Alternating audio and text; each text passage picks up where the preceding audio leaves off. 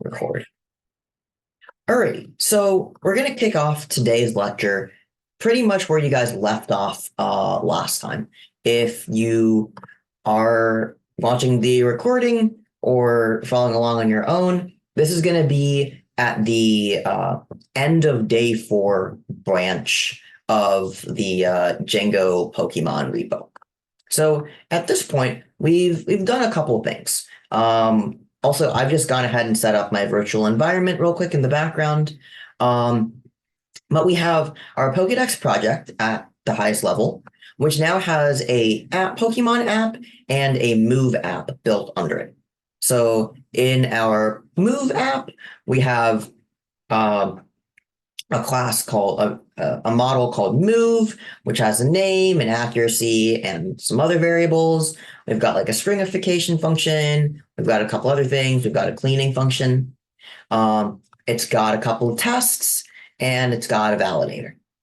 Our Pokemon app function, our Pokemon app has a Pokemon model, got a couple fields in it. It's got some dunder methods, some custom methods. It's got a clean method. It's got some validators, and it also has some tests. All right, that's great. So there's a few things that there's really one thing that I'd like to show you all before we get into the brand new material for today. So I think back on like day 1 of Django, somebody asked if Django has a graphical user interface, because a normal way that we look at data in the shell is really boring and ugly, and let's be honest, nobody really wants to see that. So the answer is yes, Django does have a user interface of sorts that we can use to look at and manipulate our data. But before we jump into how to use that, I'm just going to double check that my Docker is running. Yep, my Docker container is running. Before we jump into the fancy way or the slightly cooler way to look at our data, how can I check the content of my database from the shell? There's 2 ways that we've talked about so far. Can anybody name one of them? The Python manage.py shell. All right, yeah. So let's try that. Python manage.py shell. And let's say that I wanted to see all of the Pokemon that are in my database. What do I need to run in order to do that? Is it a Pokemon.get.all or ID? I've something like that. Okay, anybody else want to try? That is on the right track, but there's something we need to do before we can start importing stuff. Or before we can, I just said it. Well, yeah, first we need to import. Yeah. All right, so how do I import? So you do from, then the file location and file, and then import Pokemon, I believe it's called in this. Import Pokemon. All right, cool. And then what was the thing you said after? So you said Pokemon dot .get .all. So would that look like this? Probably not. No, I know I'm on the. It's a method, isn't it? So it'd be like a function called somewhere. All right. Now let's try that. Oh, type object Pokemon has no attribute get. Anyone else have any ideas?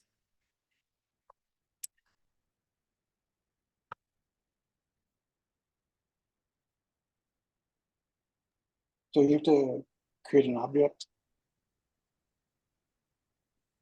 What do you mean by create an object?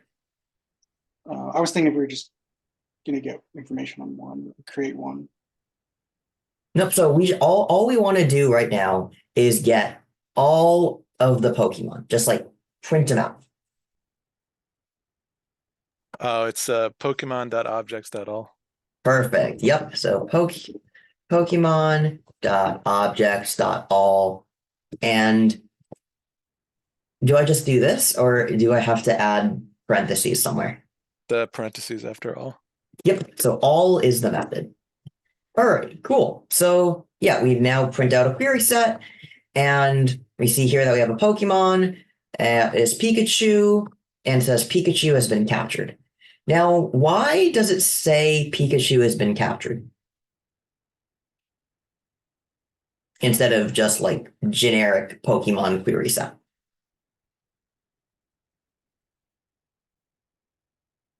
Is that from the string dunder method?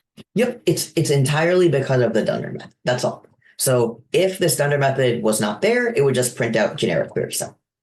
All right, cool. So that's one way that we can see what's inside of our data set. Now, what's the other more complicated way to do the same thing?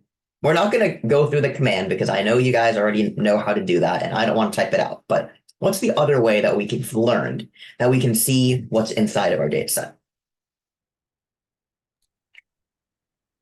Execute the Docker image or container.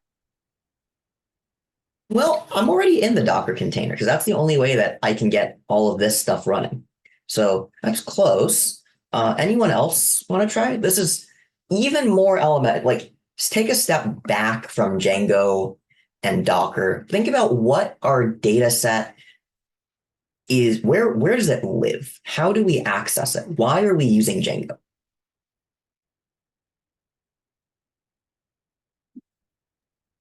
You're talking about just like execing into the database and just doing a SQL statement? Exactly. Yeah. The other way we can do it is by doing that Docker exec, go into the port and then PSQL and then get into the database that way. That's the other option. However, both options are valid, both options are used, but both options just look really ugly. Like, do you really want to see your data in a query set format like this or in the slightly visually repulsive format of SQL in the shell? No. There is a third option that we haven't explored yet, and I think now is probably a good enough time to do that. And this uses something called the Django admin panel. So what the Django admin panel lets you do is for your entire database, it lets you view your database. You can create new entries. You can delete entries. You can create users. It's a great tool. And the way that we can, but however, in order to use the admin panel, just like on your computer, if you have like an administrator login, you also need to create an administrator login in Django. And we're going to do that by typing python manage.py and then create super user, which will just create a user that basically has like all the permissions that we need in order to mess around with our database.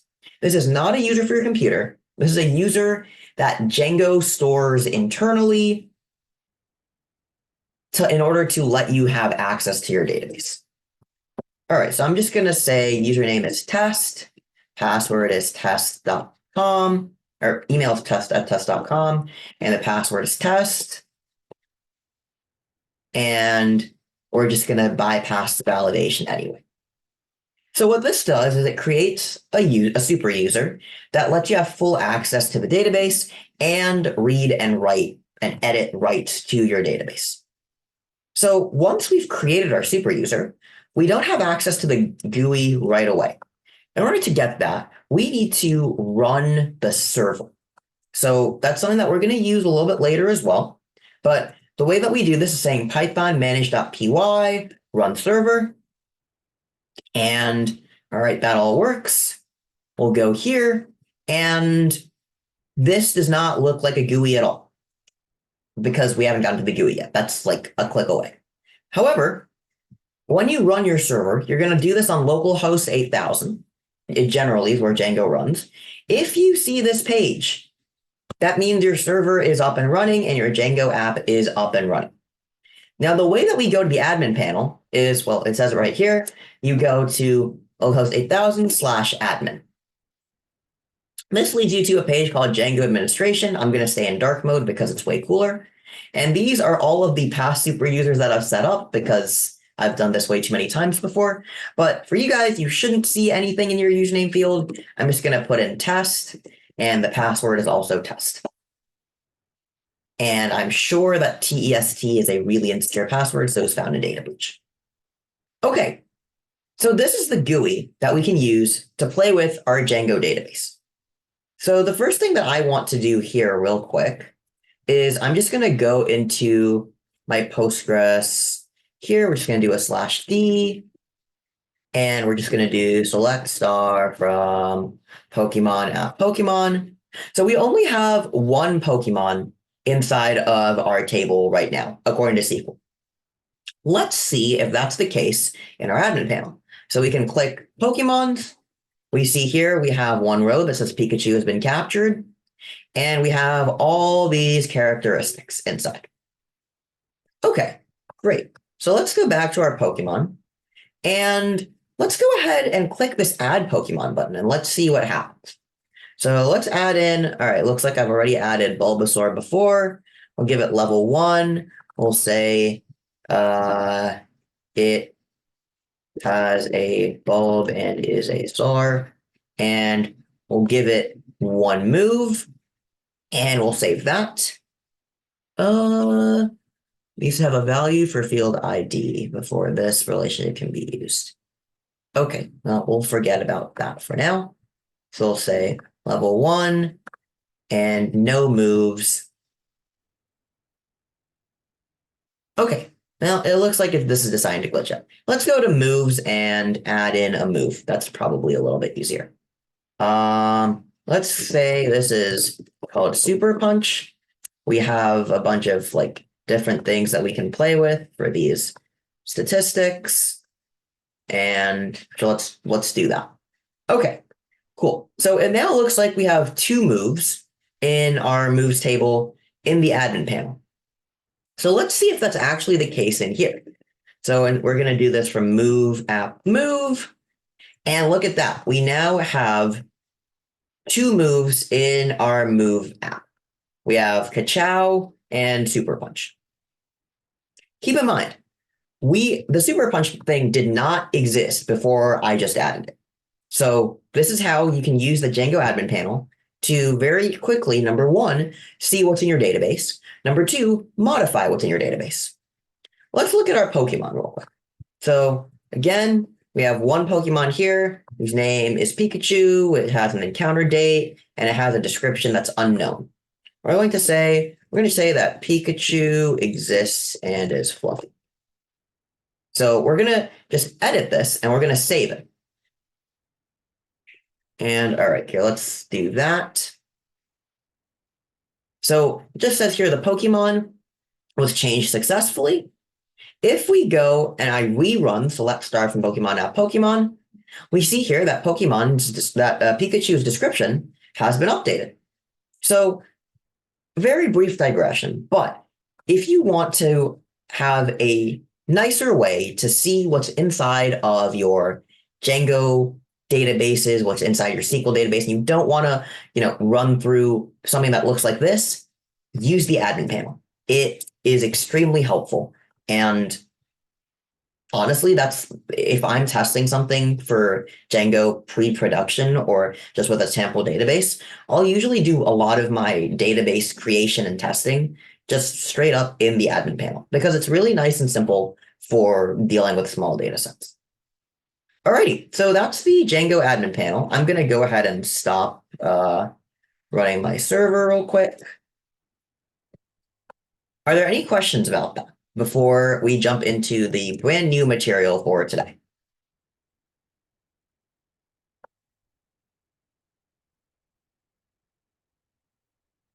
All right, so today we're going to start talking a little bit about Django views. So far, everything we've done in Django has pretty much all been like very, very, very backend, right? We've created our models, we learned how to interface with them, but having these models and these databases is great, but it's not really useful for us unless we're able to leverage them and use the data that's inside them to help our users. The way that we can do that traditionally is by using an API. So does anybody, this is just a random question, but does anyone remember what the acronym API stands for? Application, program, and interface. Perfect. Yes. So an API is an application programming interface. Can anybody just like really quickly give me a description of why, like what APIs do and like maybe like one example for where you might want to use an API?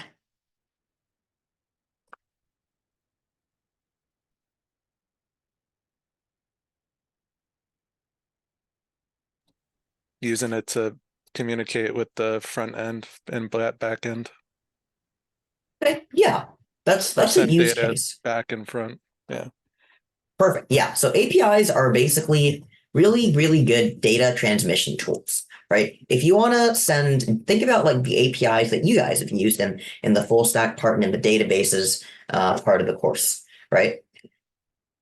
If you want to get data from a server, from a database, and yoink it for yourself or put it on your webpage, you got to use an API in order to get the data from that server, from that backend, from your database onto your website. That's exactly what we're going to set up today in Django using views. So what a view will let you do is it essentially takes your SQL data and turns it into a format called JSON, where JSON is a type of data structure that looks like a dictionary and that JavaScript interfaces with, it was made to interface with JavaScript for easy processing and display. So that's exactly what we're going to do today. We're going to take our very limited Pokemon database, turn it into a JSON object via Django views. But before we can jump into APIing our database, we've got to install a couple things. So the first thing that we need to do is install Django REST Framework. So I'm going to clear my console real quick. That's nice and simple. We're going to go ahead and install the Django REST Framework. We'll wait a couple seconds for that. Okay, perfect. And then now all we need to do is, once it's installed, I would like to add it to my requirements.txt. Does anyone remember how I can update my requirements.txt using pip? Pip freeze. And greater than sign, and then requirements.txt. Perfect. Yep, and let's just go double check that to make sure it's been updated. And now we see right here, line 3, added line, Django REST Framework has been updated. All right, perfect. So the next thing that we need to do is add REST Framework to our installed apps, which lives in settings.py. And let's just add that. I usually like to keep all of the like apps that I create down at the bottom and then add in any dependencies above it. So we're just going to add in REST framework. Yep, there's no S, so just REST framework. That's pretty much most of the groundwork that we need to do. The next thing that we have to do is actually create our view that will let us create the API to interface between our, in this case, we'll start with Pokemon app, between Pokemon app and our Pokemon database and some endpoint on the internet. So we're going to start off by going to views.py, which is where everything starts off. Now, there's a couple of things that we need to do. The first thing that we want to do is bring in the model that we want to turn into a view. So we'll start, I'm just going to start with by labeling that everything up here are going to be imports, and then we're going to create the views after that. So the first thing that I want to do is bring in the Pokemon view, but remember the Pokemon view also kind of has dependencies with the move view, so we're going to have to bring that into it. So I'll say from .models import Pokemon, and then from move app.models import move. So now we're bringing in our Pokemon model and our move model. Let's see. The next thing that we also have to do is, now that we're using the Django REST framework, which again, REST framework is the thing that we're using to build our API. We need to import some stuff from REST framework relating to the data transmission as well. So we'll say from REST framework, and then again, this is relating to views. So we're going to import from the views module. We're going to import API view and response. So let's just look at what these things are very briefly. So response allows you to render data in different ways. That'll be very helpful when it comes to JSON.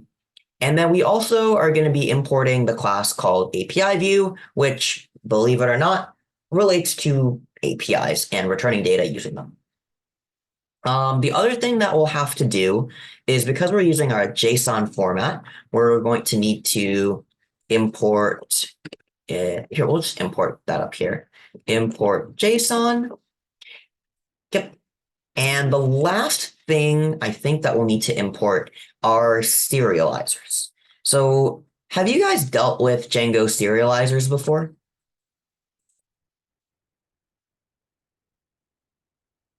All right, I'm going to assume no.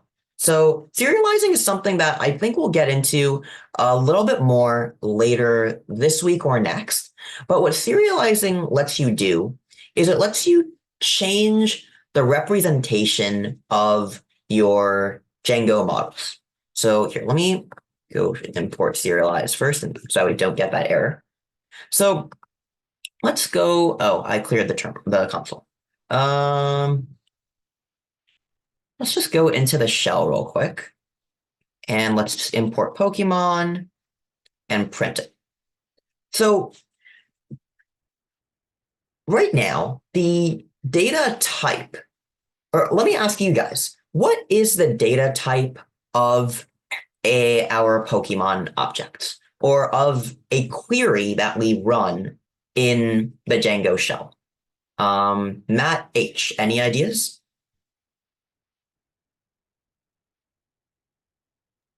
I think that the Pokemon itself is an object, but the query, I mean, is it just a query set?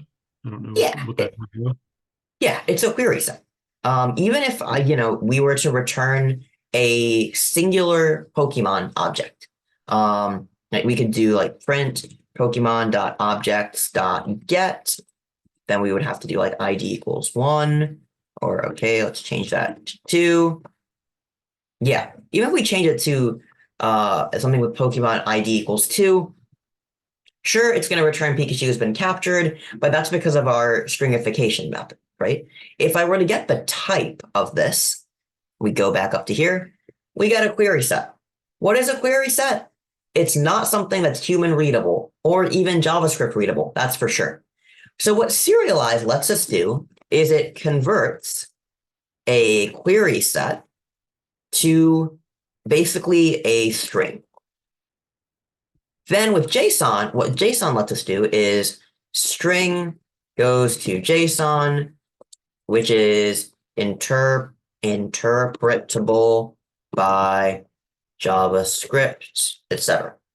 So very, very broadly, what the view that we're going to set up lets us do is generate the view. The views will generate a query set because it'll run some sort of query. That might be getting a individual Pokemon by its ID. That might be getting all the Pokemon. That might be adding a Pokemon. There's lots of options. But the first thing it's going to do is create a brand new query set. Then query sets only exist in the Django framework. So to take that query set and turn it into something human readable and human usable, we take that query set and serialize it in order to turn it into a string. Then we can use JSON, or the JSON library, to turn the string into a JSON object or a JSON file, which then is readable by JavaScript, by Postman, by other APIs like that. Any questions so far?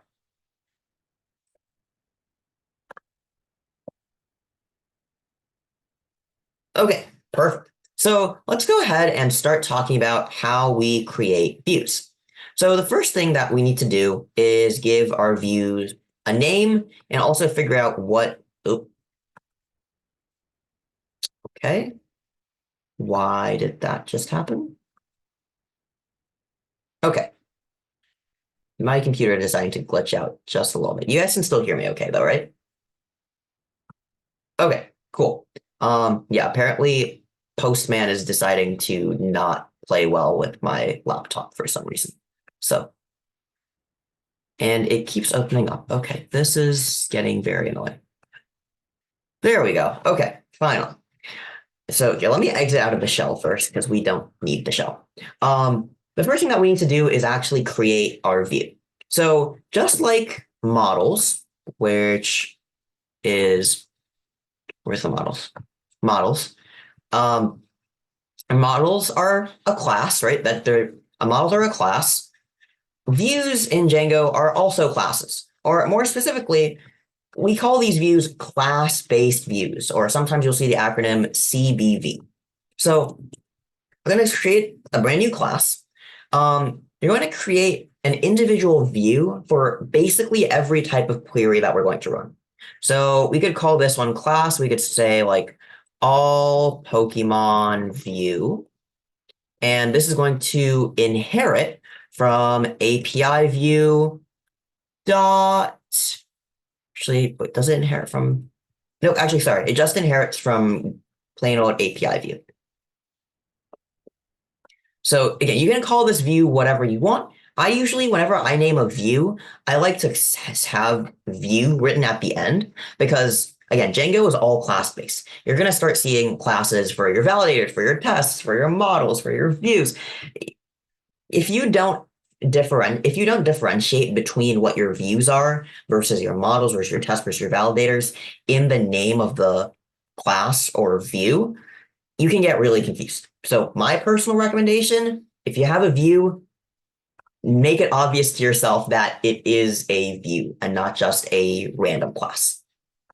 All right, so once we've created our view, the first thing we need to do is provide a method. So you guys remember API calls. What are some different methods that we can use with APIs? Like think back to when we're dealing with things like Postman.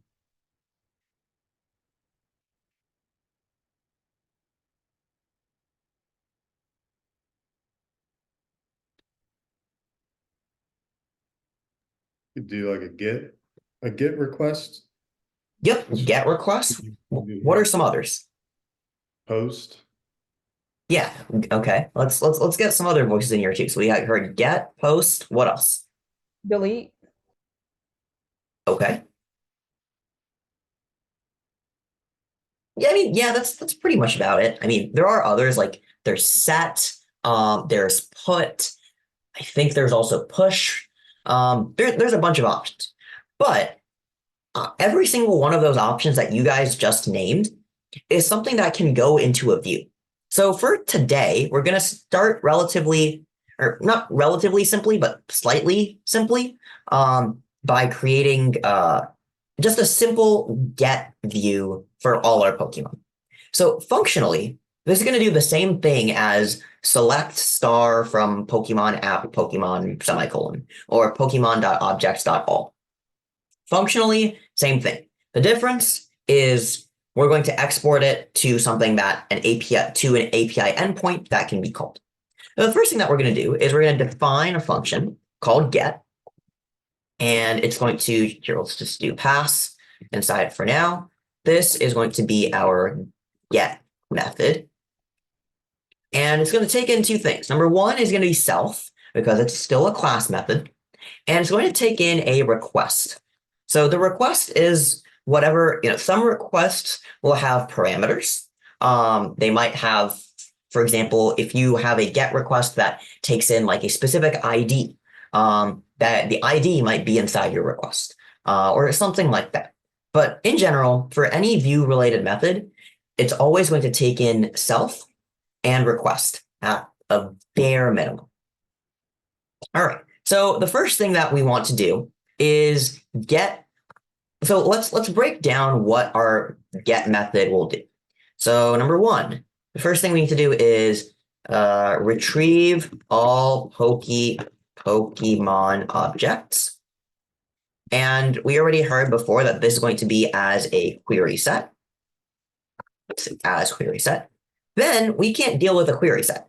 But a query set is something that Django has. We need to take Django query set and turn it into something normal, non-Django data type. Then that's what serializers are for.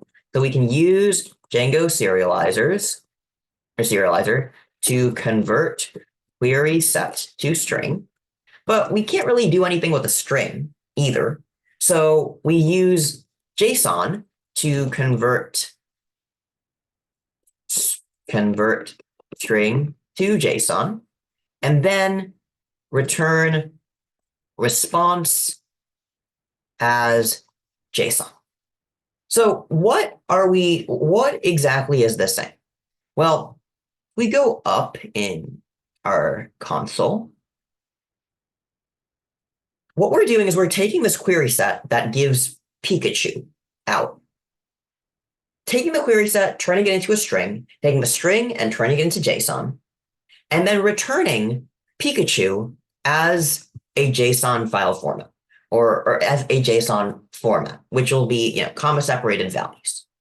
That's all that we need to do in our get method. So let's start up here. Retrieve all Pokemon objects as query set. Well, the good thing is we already did that in the shell. That's down at the bottom with the Pokemon.objects.all. So let's say all Pokemon query set is Pokemon.objects.all. Nice and simple. Or even better, we don't even need to say .all. We can, but in this case, what I'm going to do is change it to order it in alphabetical order. So we're going to do order by, and then we're going to order it by a specific column. We're going to order it by name. So that way it starts at A at the top and goes all the way down to Z. So this is going to be our query set, which is a thing that we have to, now that we have to convert to JSON. The first thing that we need to do, again, between converting from our query set to a workable JSON function is serializing our Pokemon. So let's break this up a little bit. So we're going to take the Django serializer. Here, let me put a space. And we'll call this serialized Pokemon query set. I'm a very big fan of descriptive variable names, just so that you know what everything is. You're welcome to keep it shorter. I personally am a fan of the more detail, the better, but anything longer than 3 words is way too long. Don't do that. So our serialized Pokemon query set is going to run the serialize function, which, as it says here, serializes a query set or any iterator using a serializer. So we're going to serialize it in JSON format. And the thing that we're going to serialize is all Pokemon query set. So this is going to be in a JSON formatted binary string. It's not exactly in JSON format 100%, which is why we need to use that import. Let's see if did I import JSON? Yeah, that's what we need to use the import JSON bit up here for. So the serializer will convert your query set to any format you want. We're going to convert it to JSON, but it's not in full JSON form yet because it's still in a slightly funny looking string. The next thing that we need to do, though, is convert the serialized funny looking string into JSON. So we can say JSON, let's say all Pokemon JSON is going to be JSON dot loads. And here, as it says here, it's going to deserialize a string, which is going to be the thing that we just serialized, and convert it to a Python object. So we're going to do JSON.loads, and we're going to load serialized Pokemon query set. And then the last thing that we should do is return our response. So let's go ahead and replace the pass with return response all Pokemon JSON. Broadly speaking, for every single view and every single API method, this is once you are done modifying or accessing or retrieving your objects, you will almost always follow this format. Get the objects as query set. Serialize them into a JSON formatted string. Use the JSON library to convert that serialized string, I guess should say serialized string to JSON, and then return that to Postman or wherever as a JSON string. Does the methodology of how this works make sense? Do you guys have any questions about that before we make one little change and keep moving along?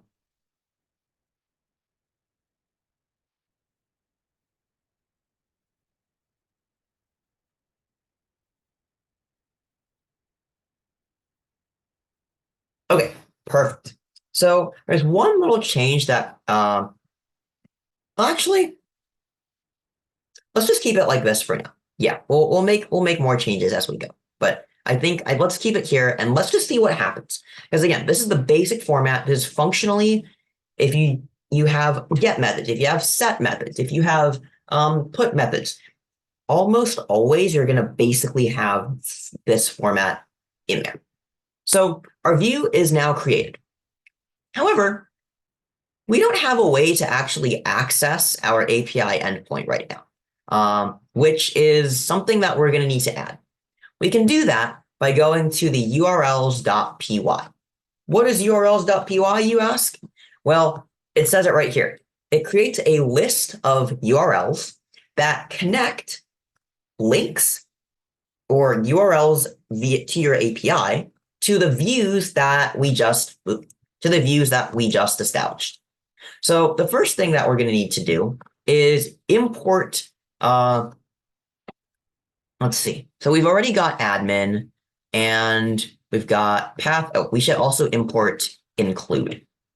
So what include lets us do is it lets us, add views to our URL patterns.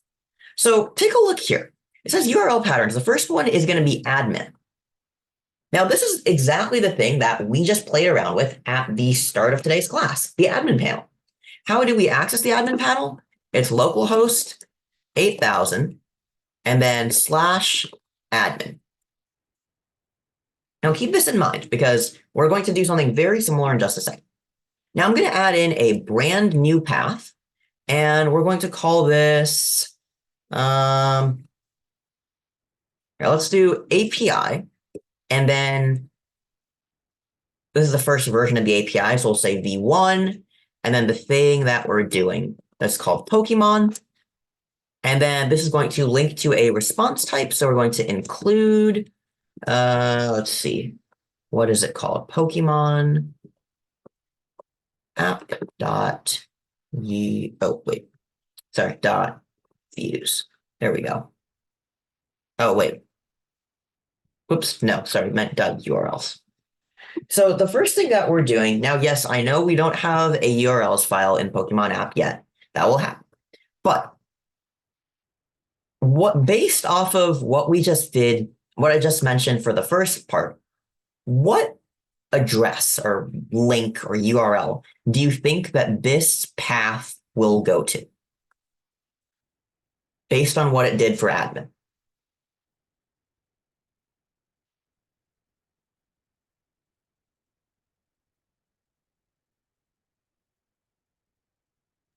Should be localhost 8000 /API v1 Pokemon.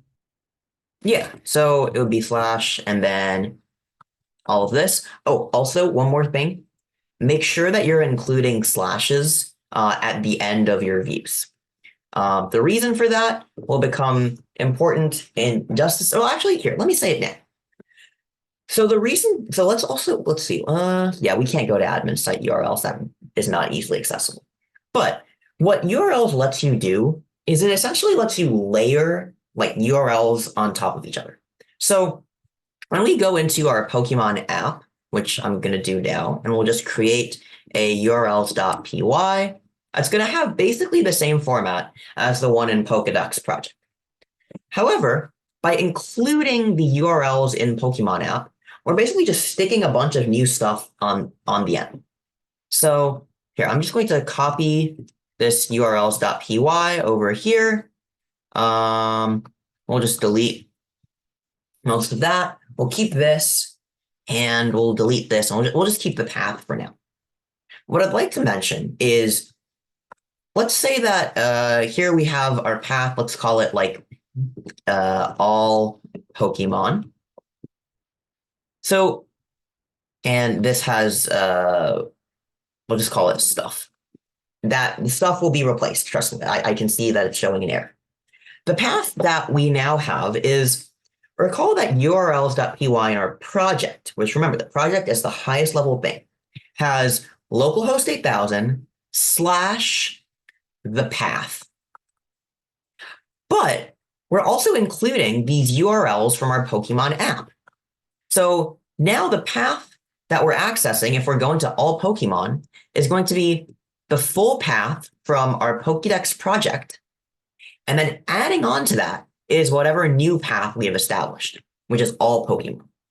So let's say that this URL that we're creating is going to be the thing that accesses our view that establishes and shows all the Pokemon. The reason that the / over here is really important is if I take out that /, then the way that the way to access all of my, or to access the view is going to be also without that /, which as a web user, you might not be expecting. You might be expecting that there be a / that demarcator in between. So a little bit of a tangent, but when you're making your URLs in Django, please, please, please end them with a / like every single time. That way you save yourself a world of heartache later when you go into debug and it says, oh, your URL path doesn't exist. And you're like, why does my URL path not exist? I did this 5 times, everything spelled correctly. It was because you missed a / or added an extra one, which gets really aggravating. So, all right, back to the URLs. So let's go ahead and import our Pokemon. So we'll do that from .views, because remember that our URLs, as it said up here, link from URL route, that are API endpoint, to your views. So we're going to import from .views, import, let's see, what did I call it? Nope, not that one. Views, I call this all Pokemon view. So we're just going to import that. And the next thing that we need to do is specify that our path is going to be putting it, or specifying, that our path, all Pokemon here, is going to be linking to our all Pokemon view. However, we can't just link to that. You might ask me why, and that's a great question. If we go to our all Pokemon view, this is a class. Yes, it's a view, but at the end of the day, it is a class. In path, it has to link to something in the format of a view, which we can do using this as view function. It's useful, as it says, for URL reverse lookups. Don't worry about what that is right now, but that's something that we're going to be playing with very shortly.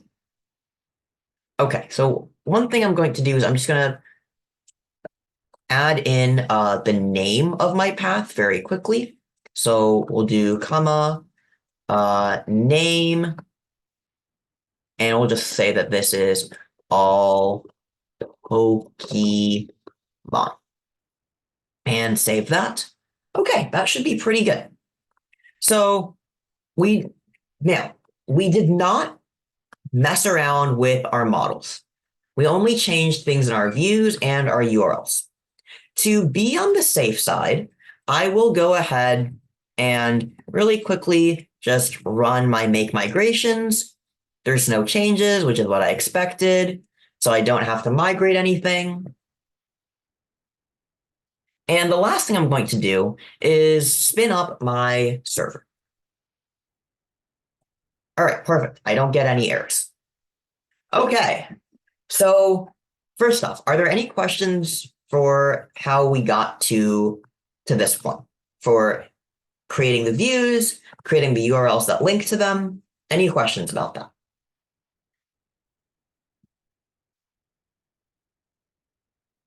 Okay, let's go and see this stuff in practice. So now I'm in the browser, and hopefully you guys can all see this 404 error that I'm getting. Okay, cool. So really quick, just to make sure that we're all on the same page. Katya, why am I seeing this 404 error?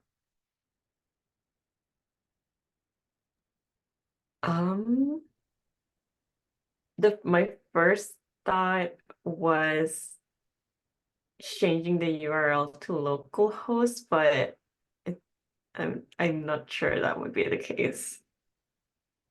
Okay, let's think about it a little bit more.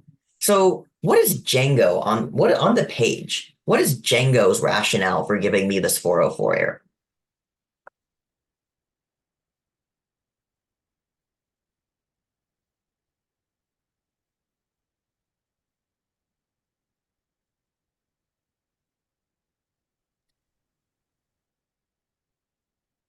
You don't have an endpoint defined for the you didn't put an endpoint on the URL, right? So, or as it likes to say, the empty path didn't match any of these. So why am I getting this error? Well, if we go back to our project URLs, we have two URLs, or we have two paths, admin and API v1 Pokemon. Neither of those are just blank string. So when I just put in blank string up here, Django's like, okay, admin, I don't see an admin here. API v1 Pokemon, I don't see that up here. So I don't know what page you're going to. 404 error. But let's move forward a little bit. So let's make sure first our admin site still works. It does. And now let's go to our API v1 Pokemon page.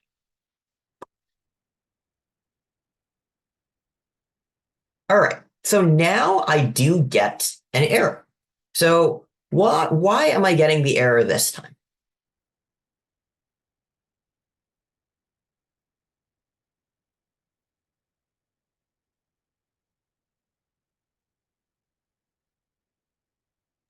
The same reason as before, there's nothing at this endpoint.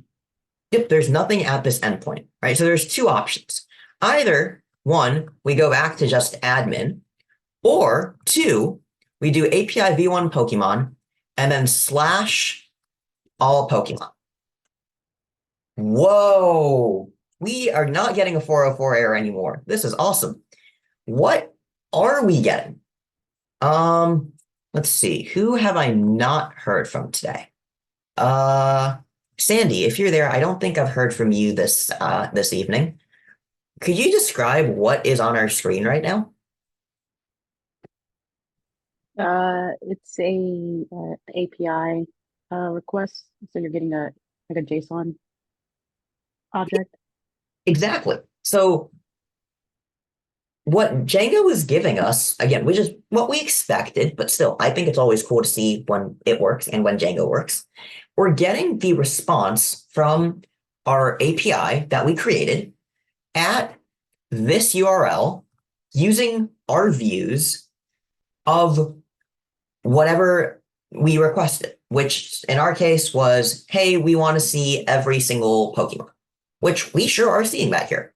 I mean, right now, yes, there's only one Pokemon in there, but number one, the other thing I want to mention is in Django, there's multiple ways to check your API requests.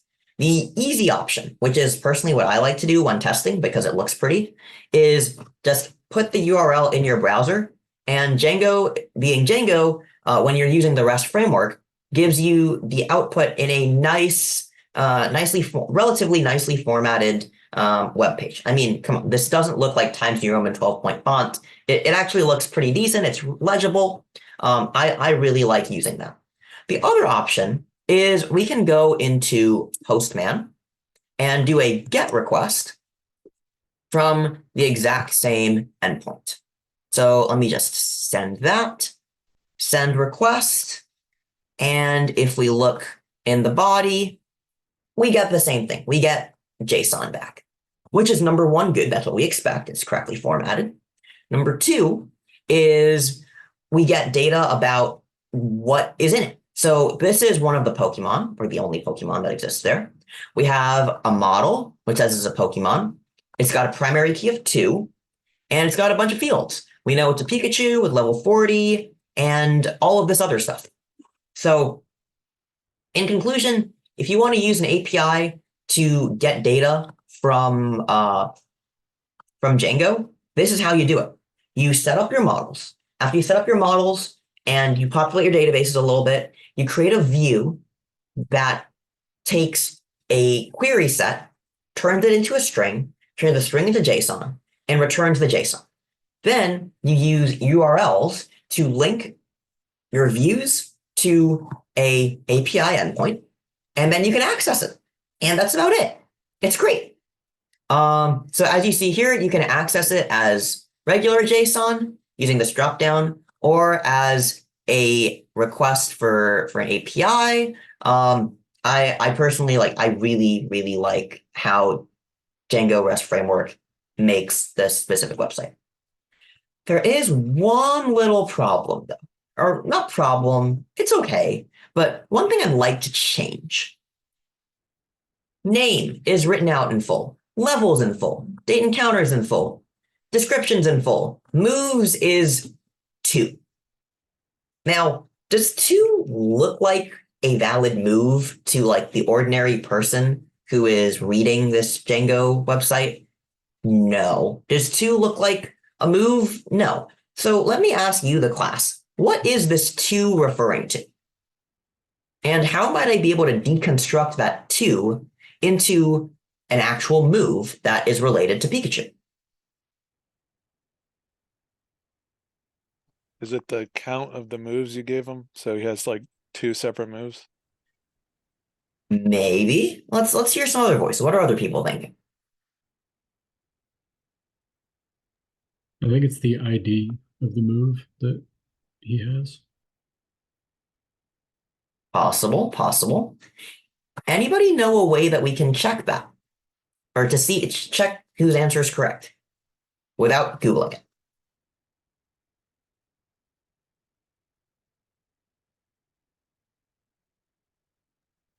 Select statement on the div? One way. Or we can just go to the admin panel. Again, the admin panel is great for triple checking things. I can't emphasize how much I love this. So, all right, if we go to the admin panel, we see here that that Pikachu is linked to one move, which is the Ka-Chow move. Now, the one thing that's not so nice about the admin panel is you can't see the primary keys that easily. But what I can tell you is Ka-Chow's primary key is 2. Yeah, I know it doesn't say it here, but just trust me on it. So Matt, you are correct. So again, this moves, the 2 relates to the primary key of the move that is assigned to it. Now, what we could do is we can also go to our Pokemon and we could give it 2 moves, hypothetically. And it won't glitch out. And I can refresh my API call. And now we see that he now has moves 1 and 2 associated with him. So again, admin panel plus views and APIs, so powerful for testing. I can't emphasize how awesome this is. But 2 and 1, again, not very human readable, right? If I'm a ordinary user, number 1, I don't know why an ordinary user would be using your API, because ordinary people do not know what APIs are or how to access them. But hypothetically speaking, if I was an ordinary user who did know how to access an API, I have no clue what a 1 or a 2 means. So let's figure out how we can deconstruct that. So we want to take those ones and twos and turn them, let's say we want to turn them into strings. Strings don't sound so bad. And the way that we can do that is by going into our JSON, which again, if we look back here, JSON returns a list of dictionaries, and each dictionary is key value pairs, right? So yeah, we know it's a list because it's got the bracket, it's got square brackets, and it's a list of dictionaries because dictionaries are in curly braces. So let's go to VS Code and figure out how we can play around this. So let's edit our JSON a little bit. So we want to change those ones and twos from ones and twos. Oh, let me stop running the dev server. Also, stop running the dev server. You hit Control C on Windows, or I think it's Control C on Mac as well. It'll tell you. But whenever you are editing things, always cut the dev server, in my opinion, because then you can get errors and Django doesn't like it. Or if you hit save too many times, it'll refresh a bunch. Just stop running the dev server whenever you make changes. Okay, so I'm going to go into the all Pokemon JSON. We're going to say for Pokemon in all Pokemon JSON, and we're going to go ahead and retrieve the moves and check what's inside. So the first thing that I'll probably need to do is import all my moves. So good thing I already did that back at the start. And now I need to figure out what moves my Pokemon has. So first we want to get the moves belonging to Pokemon. And now we're going to do the exact same thing we did before. So we're going to serialize the moves and then turn serialized moves into JSON. So how can I get the moves that belong to a specific Pokemon?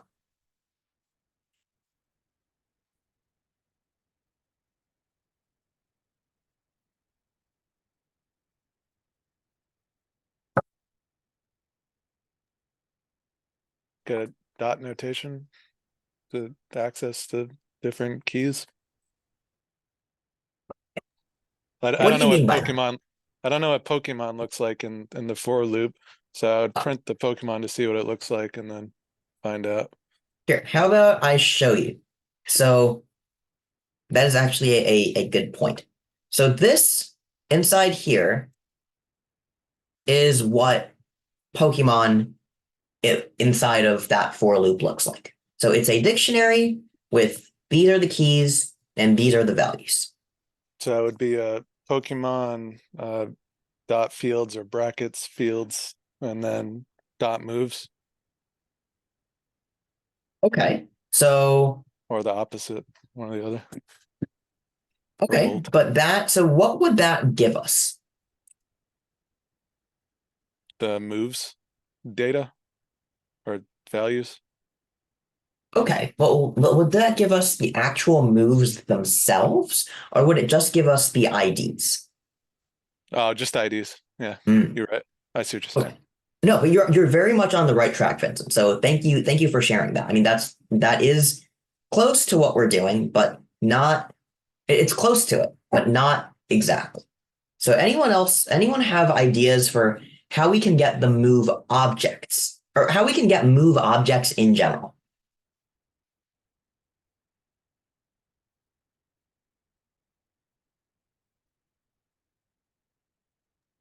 You Oh, could it's call. just. Oh, sorry. Go ahead. No, it's all right. Go ahead. No, you got it. I've already answered. I think you should just call move.objects to see what is in it, right? Or maybe even filter it somehow. Yeah, that's what I was gonna say. Perfect. Yes. Okay. And Vincent, you said you were going to say the same thing. Exactly. So we want to get move.objects, and now we're going to filter it, which is basically like the select star from move app moves where, and then the where bit is exactly what we're going to do. So yes, nice work, guys. All right. So now we need to figure out how to filter it by our specific ID. or the move IDs that belong to this Pokemon. The syntax to do that is a little bit weird. So I'm just going to tell you.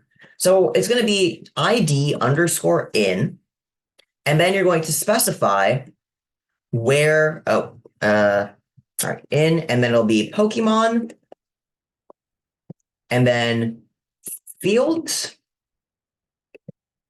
and moves. Now, why would it be fields, moves in this way? Well, it's exactly what Vincent said a couple minutes ago. This is, again, remember, Pokemon is a dictionary. The way we access the innards of a dictionary is A, dot notation, or B, using this bracket notation. If we go back to our Postman, so this is our Pokemon. Then we go into fields, and then we're going into moves, and then looking at the IDs that are listed in moves. All right, cool. So let's go back to VS Code. All right, so now we have our Pokemon moves that belong to my selected Pokemon. The next thing that we need to do is serialize them. We're going to say serialize Pokemon moves is serialize JSON Pokemon moves, and then we're going to turn them into JSON. So we'll say Pokemon moves JSON is going to be JSON.loads serialized Pokemon moves.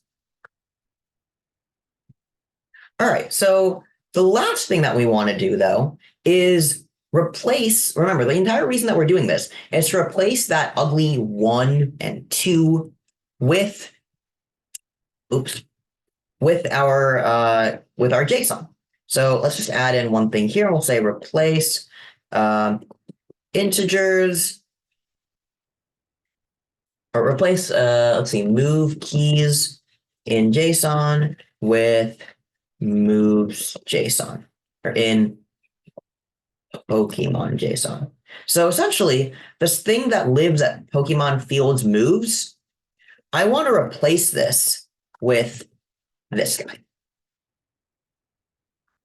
So let's go ahead and see what functional difference this makes. So let's go ahead and run our server. Our server spun back up. And let's go back to REST framework. So recall before, again, moves here were integers, 2 and 1. Let's refresh it. And whoa, look at that. Now, instead of just integers, 2 and 1, our moves inside here actually contain the serialized, or contain the JSON data of the individual moves. So hypothetically, let's say that I wanted to retrieve the power of Pikachu's first move. Well, all I would have to do is go, let's see, like JSON, and then get the first Pokemon. So that'll be get the first Pokemon, go into the field of the first Pokemon, go into the moves, go to the first move, go into the fields of the first move, and then get the power. For example, yes, it sounds complicated, but if you think about it, all we're really doing here, if we need to get data from inside this JSON, is basically just like following this massive tree-like structure of the dictionary that Django gives us. So yeah, we start at the highest level, start with the Pokemon, and then we can go in and like find all of the little things that are associated with it, all through the power of APIs and views that we set up. All right, that is basically it for class today.